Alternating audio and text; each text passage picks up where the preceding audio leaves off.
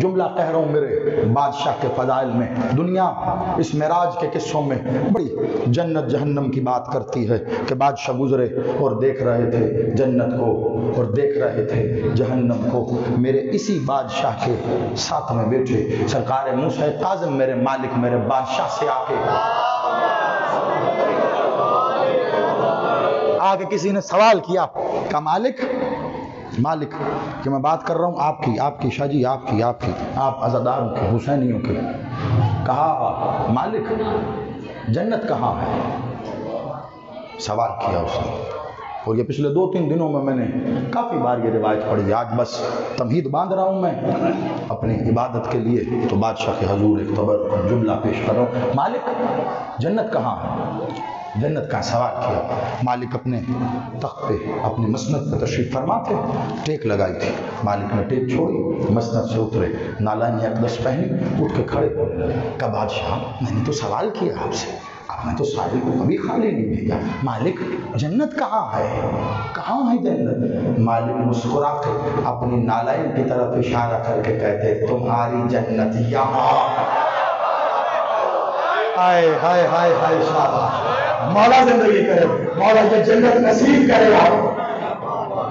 حسینیوں کی جنت مالکوں کے قدموں میں ہے. حسینیوں کی جنت مولا کے نالائن میں. کہا مولا پھر جہنم کہاں ہے؟ کہا جو اس سے دور ہے وہ جہنم میں ہے. اس سے دور ہے وہ جہنم میں ہے. بس ہمیں یہی جنت چاہیے. یہ دودھ کی نہریں، یہ شہد کی نہریں، یہ پھل فروٹ، یہ حوریں، ایسا ہوا جنت نہیں جائے. مولا کی نالائن کا سایہ مل جائے. اس سے بڑی جنت کون سی ہے؟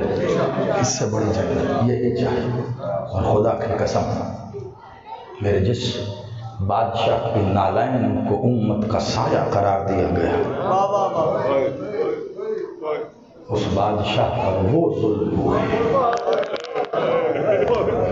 ابھی تابوت آئے گا میرے بادشاہ کا. میں ہمیشہ ایک بات کہتا ہوں آج اکھاڑا والو ہاتھ جوڑ کے جائے کوشش کرنا کسی طرح بھی اس تابوت کی بے حرمتی نہ ہو.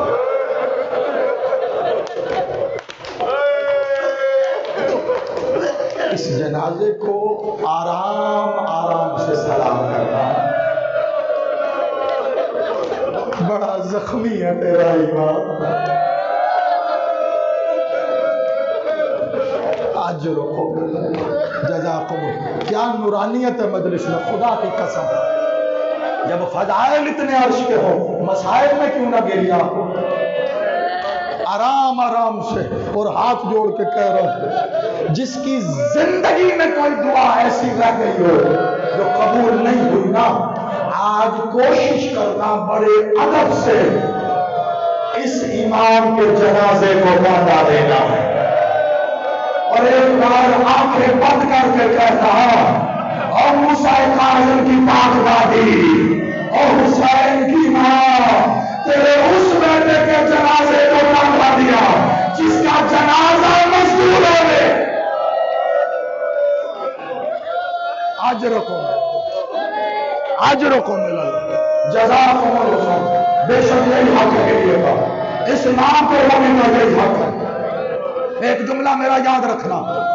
بڑے مسائل پڑھے جاتے ہیں مولا موسیٰ کاظم کے.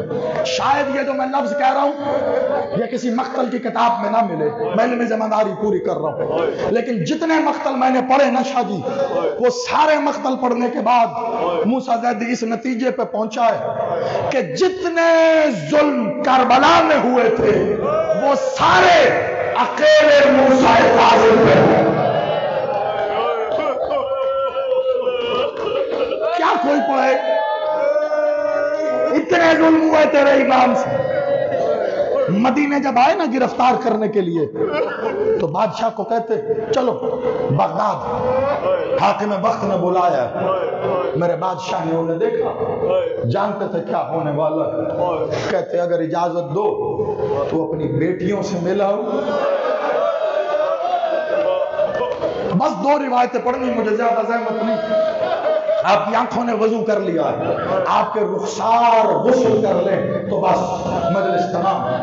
روتے ہوئے کہا نہ دینا اس تابوت کا اپنی بیٹیوں سے ملا، خدا لعنت کرے اس فوجیوں پر۔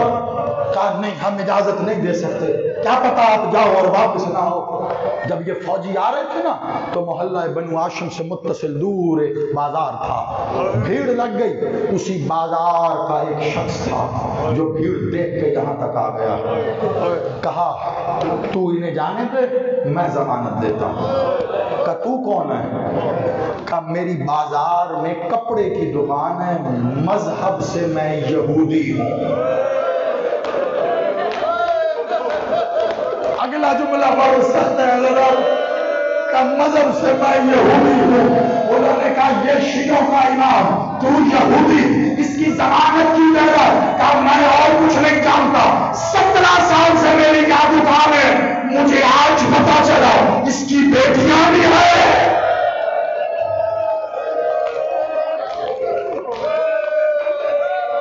اللہ عجیب و بھاری بسم اللہ، مولا تمہارا گریہ قبول کرے۔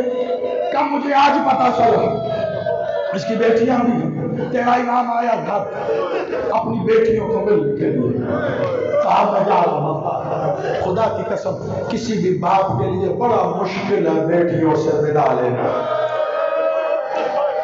کوئی کربلا میں حسین سے پوچھے، کوئی یہاں مدینے میں میرے مولا موسیٰ کاظم سے پوچھے، میں ہاتھ جوڑ کے کہوں گا مولا حسین تیری غربت کو سلام، مولا تو بڑا غریب ہے، تو نے بھی اپنی بیٹی سے ودا لیا، لیکن ایک 4 سال کی بیٹی سے ودا لیتے لیتے حسین ضعیف ہو گیا۔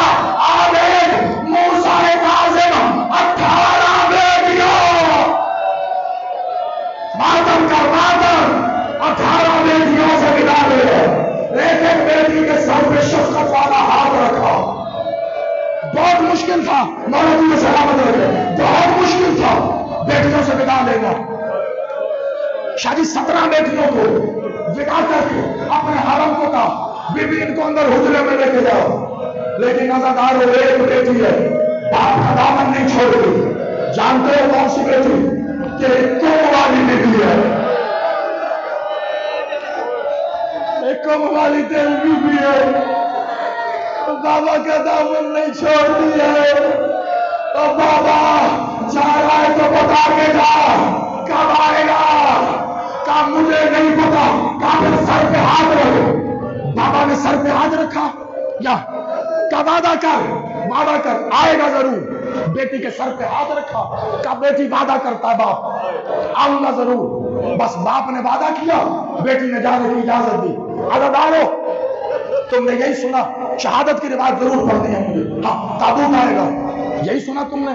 14 سال کی قید نہ، میں پوری علم ذمہ داری سے کہہ رہا ہوں تیرا امام 34 سال قید رہا۔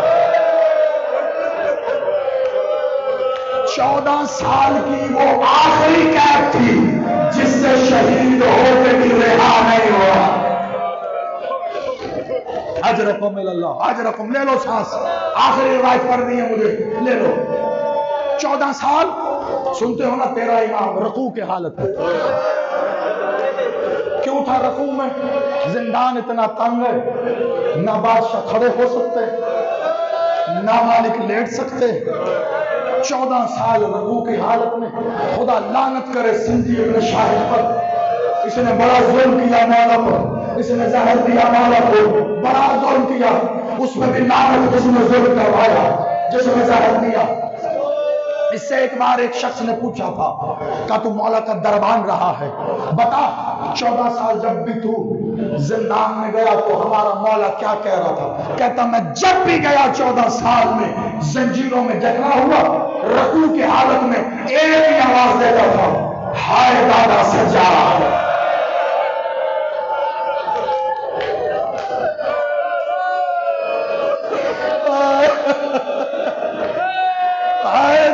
سجاد، تیرے مولا عسکری کے ایک صحابی نے پوچھا، مولا ہم نے سنا آپ کا دادا 14 سال کی قید میں 1 سال کے قیدی سجاد کو روتا رہا، مولا کیا وجہ تھی؟ مولا نے رونا شروع کیا، کہا نہ خود رو نہ مجھے رونا، کہا مولا بتاؤ تو صحیح، کہا کیسے نہ آواز دیتا؟ مولا کاظم اکیلا قید تھا، سجاد کے ساتھ مائے آج رکھو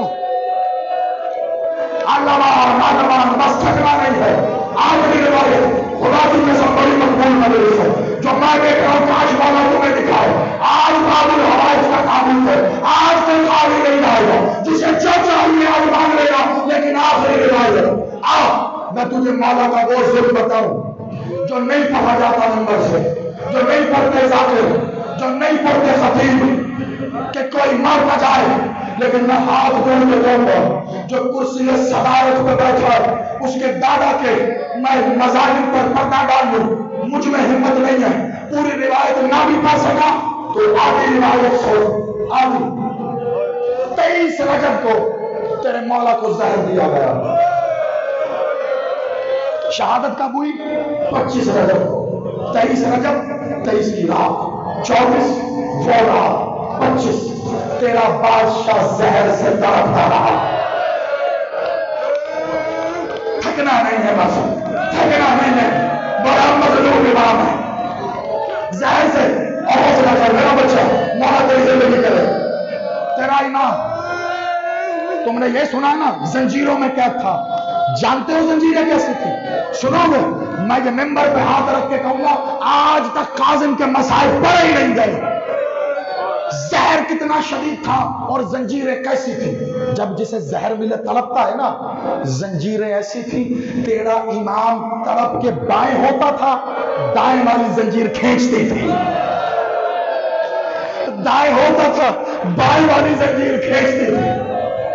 3 دن تیرا امام ایسے تڑپتا رہا، 3 دن زہر دیا گیا خرمے میں۔ وقت کے بادشاہ خدا لعنت کرے اس کو جس نے زہر دلوایا، اس نے سندھی ابن شاہد کو کہا جا کے موسیٰ کاظم سے کاغذ پہ لکھوا دے کہ ہم نے زہر نہیں دیا، ہم نے زہر نہیں دیا، کہیں ایسا نہ ہو بعد میں بغاوت ہو جائے شیعوں میں۔ اب سنو گے سانس لے لو، بڑی ظالم روایت ہے۔ سندھی ابن شاہد کاغذ قلم لے کر زندان میں آیا، زندان میں آ کے مولا موسیٰ کاظم سے کہتا ہے اس پہ لکھ کے دے ہم نے تجھے زہر نہیں دیا۔ مولا نے جلال والی نظروں سے دیکھا، کہا بغیر میں امام ہوں، امام کبھی جھوٹ نہیں لکھتا۔ کہا لکھ کے دے ورنہ میں ظلم کروں گا۔ کہا تو ظلم کر میں صبر کروں گا۔ جانتے ہو کیا ظلم کیا؟ کہا تو سوچ نہیں سکتا میں کیا ظلم کروں گا۔ کہا میں حسین صادق کا بیٹا ہوں، کر جو ظلم کر سکتا ہے۔ اللہ اس نے سپاہیوں کو آواز دی، کہا سپاہیوں اندر آؤ، سپاہی اندر آئے، کہا اس کا ہاتھ پکڑو، ہاتھ پکڑ کر زمین پہ رکھا۔ اللہ یہ ظالم باہر گیا، اس نے ایک ہاتھ میں لوہے کی ہتھوڑی لی، دوسرے ہاتھ میں لوہے کا تیر لیا اور تیرے بادشاہ کی ہتھیلی پر لوہے کا تیر رکھا۔ اب جو ہتھوڑی اس گیل میں مدینے سے مانگ لانا،